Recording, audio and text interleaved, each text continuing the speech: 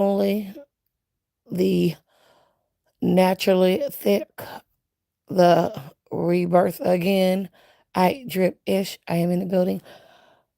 We are going to start doing these story times to go over just life and how it's been going and what do you do when you want to push the reset button. Um, I wanted to start a series of resets because I've had a lot of resets, a lot of setbacks, a lot of discouraging things that happen. But as far as God's plan has came into my life, it has just been amazing. I don't know if I'm putting it right, but like, y'all, the reset is definitely real. Like last year, after I had to block my ex-boyfriend, and the funny part is, people like, why did y'all break up? And I'm like, because God told me to. It wasn't a nudge. It wasn't like this like weird thing. Literally, God spoke to me and said, block him. That the minute I got off the phone with him, God was like, block him. So I did just that. I blocked him, not knowing what to expect because I'm a Pisces. I'm hard headed. I'm stubborn. I know that. I'm a petty Pisces sometimes. But God was just like, yeah, no, we're not doing that this season. You ask for certain blessings, you ask for his lifestyle, you ask for your purpose to be, shown to the world. Why would I give you anything when you're aligned with the wrong people? And I was like, okay, that makes sense. That makes a lot of sense. So I was like, I was telling God, I was like, okay, so what do I do next? No lie, the next day after blocking him, my ex, God gave me this light. I don't know how to explain it. It was like all the dark clouds went away from the storm and the sun came out so I can go out and play. That's what it was like. I was excited about it. And I was like, okay. And he took off the weight off my shoulders. And I didn't know that my ex was holding that much onto me because, soul ties are real. Those energy attachments are real. People will literally drain your energy, your time, your resources, anything to benefit themselves, but they will run you dry. They will run your cup empty. They will take away your overflow of abundance of the waterfall if you allow them to. So after that release that God had broke, then he broke down a blueprint. And I don't think I was ready for the blueprint that he actually said that he was going to give to me. Now, granted, y'all, I am like 42 now, mother of three. I just got a divorce. I did a 37-day detox and I ended up running into my ex-boyfriend, and that's how me and him became, got together for a year. Now, do think I was meant to be with him forever? No. I can see the hurt and pain and the foolery that he brought long term. But I think he was there for a reason and a season, and he showed me a lot of good things, a lot of good qualities that I loved about myself or what I would like in my marriage and my future relationships and stuff like that. So I wouldn't say that our relationship wasn't even bad. It was just, it had to come to an end and I couldn't explain it. So after God, that next day when God was, telling me after he told me to block my ex-boyfriend, he gave me the blueprint of what was going to happen. I was like, okay, really? Is this what we're really doing? And yeah, God was like, let me show you something. He said, I just want you to sit back. So for the rest of the year of 2025, God gave me this type of peace. He gave me my awakening in April of 2025. Towards the summer, I was like, still excited and stuff. And I was like, okay, cool, cool. But then towards like the end, I was just at this peace. I was at this level of calm. I was like almost like floating. And I was just like, okay, cool. Nothing could bother me. I mean, yeah, life was life in. I still got bills to pay. There's still bummies and schmugglies out there trying to bother me. But I was chill. I was really good. And I enjoyed that type of peace. I never experienced that type of peace before because y'all don't never know when people are trying to disturb your peace. People are out here trying to copycat, mimic everything that you do, talk smack about you in these streets. It'd be a little bit of everything, y'all. And I wasn't exactly ready for that because I've never experienced that much hate as I started to get, or maybe I was just blindsided to it. But after the awakening in 2025, God started revealing people's, missions. And he started exposing people left and right. And that was with family and friends. And I never thought that I would see a day that I had family and friends wishing on my damn downfall. And I was like, it's different. I feel like it's different if I got to a different level or to my fame level that I wanted to get to, where I'm making the money that I need to help support the family or whatever. But people were wishing on my downfall because of my light, because of my positive attitude, because of my drive, because of my hustle, because of my skin tone, because of my shape, because of my smile. It was just a bunch of everything why people were hating. So then after the family started getting exposed, the friends started exposing themselves. I literally had people get in my face, tell me that I should humble myself down because apparently my social media was growing. And I was like, y'all worried about social media? I'm like, like I said, that's like it's just social media. Like why y'all worried about that? I wasn't thinking about it. They told me I need to stop taking the comments to my head. It was just a bunch of little nitpicking, back and forth stuff that did not make sense. And then I was like, okay, God, this is weird. I was like, why is people coming against me? But he was like, I want you to stop reacting to things. I want to show you this. So when he started like revealing the plans of what people were trying to do to me, I was just blown. My mind was blown. I was like, oh. And all I could do was sit there and laugh. Sometimes I do get sad, and that's once in a while, every blue moon. Because sometimes you miss the old version of you, and then the old friendships and the relationships you had with people. And then I look at the new version of me and the drama I don't have to deal with, the nonsense I don't have to deal with, the money that people take from me or borrow from me and don't give that shit back, the energy I gave to others and they don't receive it back, the people including me but not to include me. It was just a bunch of stuff that I didn't even know that was happening. I was like delulu to it, okay? And my friends were like, well, you must be delulu. They're like, you're acting very delulu. And I was like, well, call me Delucia. Because baby, what? I was like, what's wrong with dreaming big? What's wrong with having a vision? What's wrong with, living out loud? And then they could not explain it. But they had a hate towards me that didn't make sense. So after that, I was like, okay, you know what? I don't want to live that type of life. I don't want to live looking in the past, worried about others, doing the back and forth. I definitely don't want to do all that. This next season, this reset that I got to have, I want to live out loud. Being divorced, coming from a domestic violence relationship, losing everything I owned, starting from scratch again after the divorce, hustling, struggling as a mother. It was just a bunch of stuff that I had to take in. And I'm not the one to put my problems on others. It's none of their business.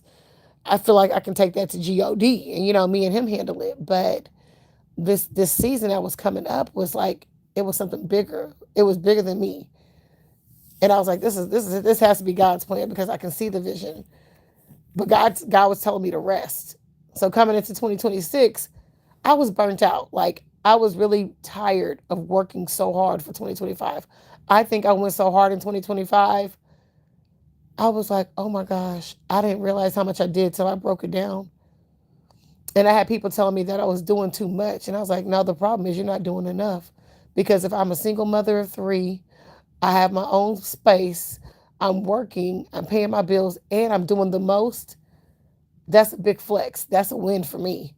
The fact that I have regular people who are younger, no kids, they have a job and they're not making the moves the way I was making moves. I said, that sounds like a you thing. I will never slow down the grind or the purpose just to, feed your ego. So coming in 2026, I'm by myself, I'm chilling. I'm like, I'm not tripping. And then I was like, I ran into a little 1-2, a little situation, a little young buck. And I was like, okay, this is cute.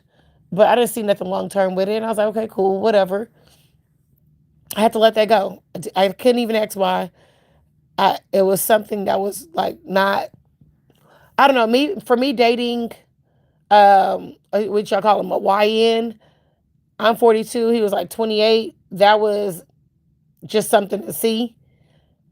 Definitely not what I wanted to do. And not to say I wouldn't date. I date a little younger, but 28-year-olds don't know what the hell they want, you know? And I'm not going to go back and forth or try to do or entertain the bullshit. So I had to let that go. And then I came across this poor soul. He was from up north, you know? He had this darkness about him. He was cool, but then he was dark, but he blamed God for losing people in his life. And I was like, baby, you need help in so many different ways. I couldn't even tell him in so many different levels how much help he needed. But his heart was filled with so much hate that he was going to spread his darkness around the world as much as he could. And I said, all I can do is for you is like, I can pray for your soul. That's all I can do. I had to let that go. I didn't even entertain it that long. I think I entertained that for about a hot month, a hot second. Yeah, I don't entertain. Like, I think of guys, if I don't get a good feeling off of it within that first few weeks, because I'm very intuitive, I move around. It's not to be mean. It's not to be boastful or anything. I'm just in a season where I give you a disclaimer. After you sign that disclaimer that you know what I'm looking for and how I'm trying to move, and you are not holding your part of the bargain, then I'm gonna move around. So I don't owe you anything. And I had to tell people that. I had to start setting boundaries in 2026. I had to stop loaning people. I had to isolate myself for a little bit. People's like, you don't go out, you don't do this, you don't do this. And I was like, well, yeah, I got a problem when I'm inside my house showing my little thighs online. And then I got a problem when I'm outside of my house. I said, where in this world do I even fit or exist and live out loud and enjoy life if I can't even be me? I never want to go nowhere and not be me. So then I had this meltdown with God, and I was like, I know how you sent your son Jesus into the world and he received so much hate. And yet and still he sacrificed himself for all of our sins and he did so much for us. But I asked God, why would you put me in a world where I have to receive hate since the day I've been born? I said 42 years of hate. I would at least like to spend the rest of my 40 something years of life in positive attitudes and, people pouring into me versus the bullshit, I was like, I'm done with the hate. I don't want to acknowledge it. I don't have to. So I told God, I was like, what are we doing this season? How are we going to move this season? What's next? Then he just gave me this reset button. It's almost like every few months or something like that, God gives me this big button to press, and it's like a reset to my life. And I was like, okay, what we doing? How we doing it? And God was like, I don't want you to sit here and not live your life.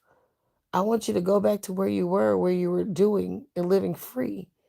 Whether you worked or not, or you were living you out loud. And I was like, that's true. And I was like, how do I get back to that? I feel so unmotivated. I feel drained. I'm financially stressed. I'm mentally stressed. I'm physically stressed. So, God, tell me, how do I get back to feeling like the me again? And he was like, I'm going to give you this reset button. I want you to press the button every time. Start the next day as if it's brand new, as if you got a chance to start life all over again from scratch. And I was like, okay, bet.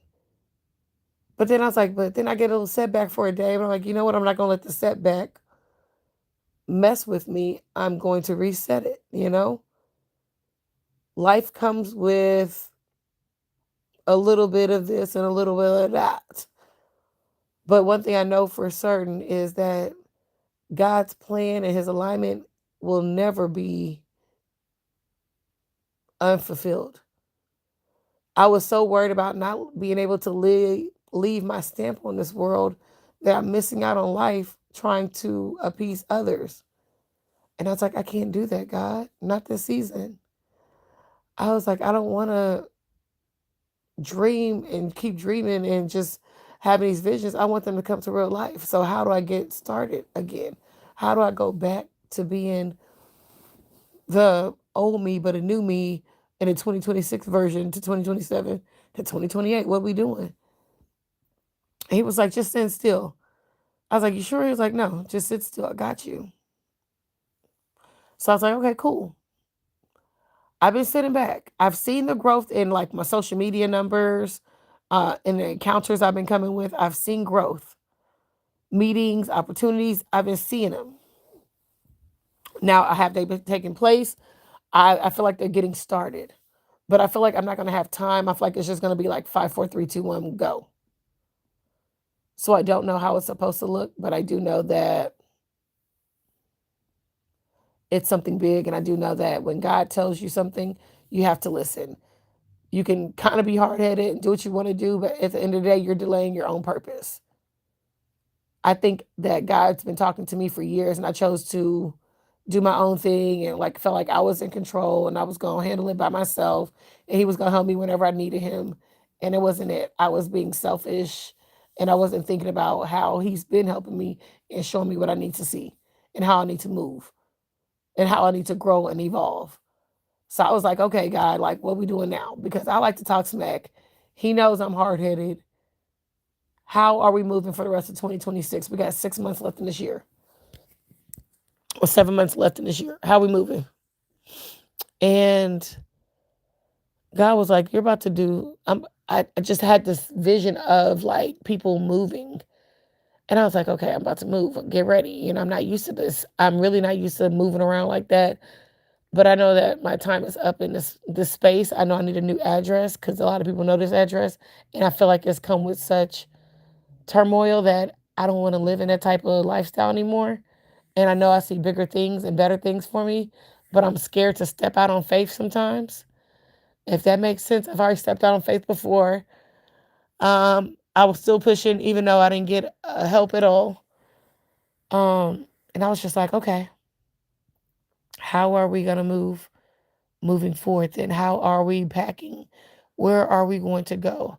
Having faith when you can't physically see your next step for the next day is bananas to me. And I'm like, okay, God, just give me enough for this, or just give me enough for this. I feel like I don't know what I'm supposed to do. And he was like, you're not even doing what I asked you to do. He's like, you're not even writing it down. You're not setting your intentions. You're just kind of scattered and giving up on yourself. And I was like, I am. I said, I'm a little unmotivated right now. I need a boost. I need another reset. So get what God do this past week or so. He gave me another reset. He gave me like the little ding. It's like the video game where you move to the next level, you get a whole new life with a little bit more power. God was like, I said, I got you. I just want you to start following it, following the path I gave you. And I was like, okay, bet. And of course, when you get a new level, there's always new devils. So, here comes another little, I ain't gonna say schmugly, another one too, a little one too. And he was cool. I don't know, just not that interested. But the minute he took off like the hat and the glasses, I was like, that poor soul, because he didn't like women. You can tell who likes women, who don't like women. You don't like women because I think any man that wants to bash women or always got something negative commentary about a woman without even just thinking about, what they say, we definitely don't need that. I said, here we go with another one. I said, the guys they don't understand their words, and they don't know how to communicate, and they feel like they are the prize, and that everybody should treat them a certain way and kiss their behinds. I'm like, oh no. I said, if your name ain't God, I ain't doing any of that. And I think the guy took it offensively that I didn't care. And I was like, I'm very nonchalant. But I was like, you're not going to put something on me and tell me that I'm wrong. Tell me I need to apologize because you felt some type of way. I would never Like, I'm sorry that you feel that way, but that's a you thing, not a me thing. And you let it be, and you let it go.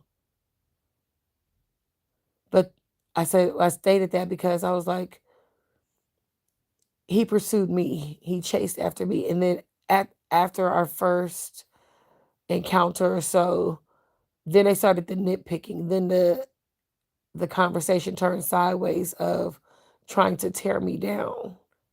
My first intuition was like, leave the date and go home. And I shouldn't have listened to that.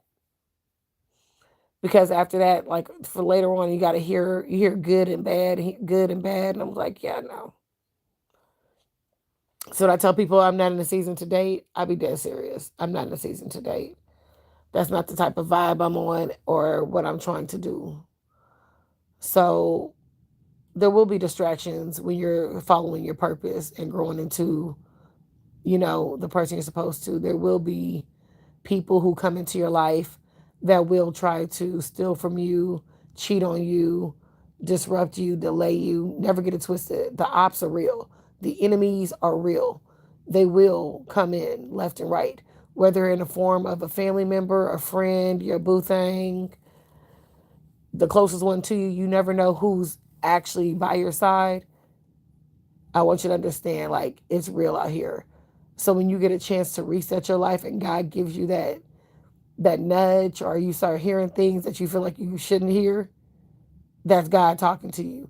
That's your angels trying to push you in the right direction. That's them telling you, do what you need to do. Everything else will fall in place. Just start. But yeah, I just wanted to kind of touch base with you guys on that. It's your girl IDripIsh.